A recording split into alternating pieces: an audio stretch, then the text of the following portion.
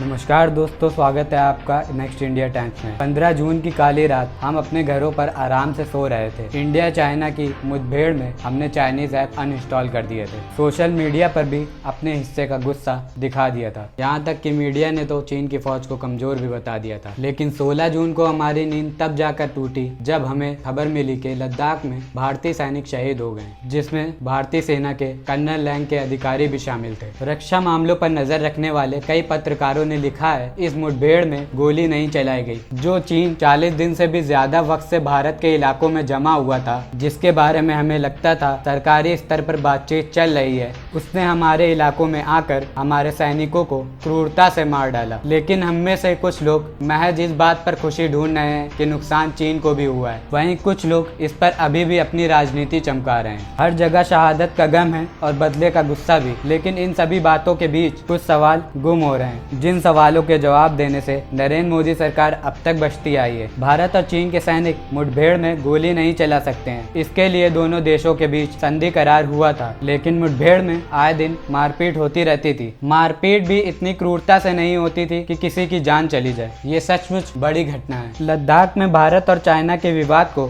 1962 के बाद सबसे गंभीर मसला बताया गया है। रक्षा मंत्री राजनाथ सिंह ने अपनी रैली में कहा था, चाइना भी लड़ाई नहीं करना चाहता है। सुनिए उनका चाइना ने भी यह इच्छा व्यक्त की है कि बातचीत के द्वारा इसका समाधान निकाला जाना चाहिए। हम लोगों की भी यह कोशिश है कि मिलिट्री लेवल पर और डिप्लोमेटिक लेवल पर बातचीत के द्वारा इंडो चाइना के बीच जो इस समय टसल है, इसका समाधान निकाला जाए।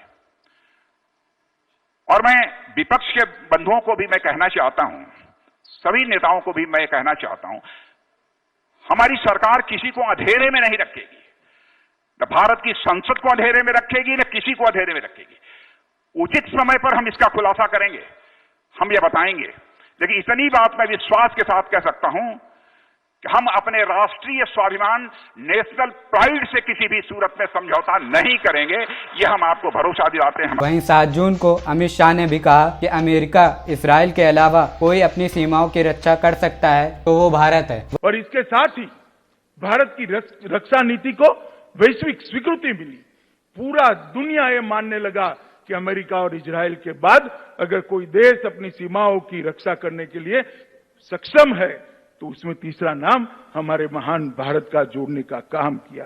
और नरेंद्र मोदी जी ने सबका साथ, सबका विकास के साथ हमारी सीमाओं को भी सुरक्षित किया और कई ऐसे काम किए जिसके माध्यम से दुनिया में देश को सम्मान मिला। वरिष्ठ पत्रकार अजय शुक्ला, जो रक्षा मामले में लिखते हैं, जिन्होंने ये भी लिखा था कि चाइना फिंगर 4 तक इंडिया को कवर कर चुका है, जो कि भारत का 8 किलोमीटर का हिस्सा है। उन्होंने अभी भी यही लिखा है कि चाइना सभी एरिया में पीछे नहीं हटा है। चीन की सेनाएं LAC के अंदर तक आ गई हैं। उनके टैंक और उनके हथियार यहाँ पर आ रहे हैं। यहाँ तक कि चीन की मीटिंग भी यहीं हो रही है। जब दोनों देशों के बीच बातचीत हो गई थी तो ये घटना क्यों हुई? आखिर सरकार हमसे क्या छुपा रही है? सेना और सरकार की तरफ से कोई बयान नहीं आया था। शहीद जवानों की खबर हमें सूत्रों के माध्यम से मिली थी, जिसमें ANI, economic times, global times शामिल हैं। इन रिपोर्ट्स के मुताबिक 15 जून की सुबह भारत चीन के बीच बटालियन स्तर की मीटिंग हुई थी। मीटिंग में तय हुआ था भारतीय और चीनी सैनिक पीछे हटेंगे, यानी जो चीनी सैनिक भारत में जमे थे वो पीछे लौट जाएंगे। अब 15 जून की शाम कर्नल संतोष बाबू अपने साथ 50 जवानों को लेकर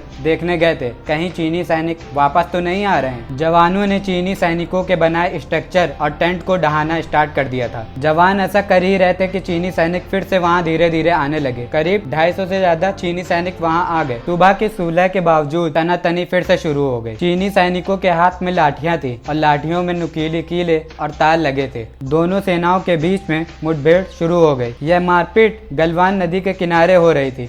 धक्का मुक्की करने के दौरान में कई जवान वादी में भी गिर गए। लेकिन हमारी सरकार अब भी खामोश है। वरिष्ठ पत्रकार अजय शुक्ला ने अपने आर्टिकल में बार बार कहा कि हमारी जमीन पर चीन ने कब्जा कर लिया है, लेकिन ना तो सरकार ने इसकी पुष्टि की, ना इसे गलत बताया। रक्षा मंत्री राजनाथ सिंह, गृह मंत्री अमित शाह और PM नरेंद्र मोदी चुप्पी क्यों साधे हैं? जब यही सरकार विपक्ष में थी तो इन्होंने कांग्रेस सरकार को हमेशा कमजोर सुरक्षा के मामले में विफल बताया। तो अब जब विपक्ष सरकार इनसे सवाल पूछती है तो इसे राजनीति का नाम क्यों दे दिया जाता है? चाइना ने हमारे सैनिकों को मार दिया, अब हमसे बोला जाता है कि चाइना प्रोडक्ट को बायकॉट कर दें। ये झूठ की राजनीति आखिर कब तक चलेगी? अगर चाइनीज प्रोडक्ट को बायकॉट ही करना है तो चाइनीज कंपनी इंडियन मार्केट में ग्रोथ कैसे कर रही है? यहाँ तक कि चाइना अभी भी इंडिया में लगातार इन्वेस्ट कर रही है और नई कंपनीज भी डाल रही है। यहाँ पर मैं कुछ आंकड़े बता रहा हूँ जिनसे ये सिद्ध होता है कि भारत सरकार अभी भी चाइना को व्यापार में मदद कर रही है। सरकार अपनी विफलता को छिपाने के लिए हमें स्वदेशी बनने को बोल देती है, लेकिन सूचना संबंधी पारदर्शिता को पूरी तरह से खत्म कर दिया गया है। हमें सिर्फ उतनी जानकारी दी जाती है जितना सरकार हमें बताना चाहती है। इनमें आज की मीडिया का कितना दोष है, क्योंकि कोई भी सरकार से सवाल नहीं पूछना चाहता है। अगर चुनाव होते हैं तो सरकार बोलती है हमने सीमाएं सुरक्षित की हैं, पर जब हमारे सैनिक शहीद होते हैं तो सवाल सरकार से ना होकर भारतीय सेना से पूछा जाता है। क्या आज मीडिया का स्तर इतना गिर चुका है कि वो एक पक्ष विशेष की पत्रकारिता कर रही है?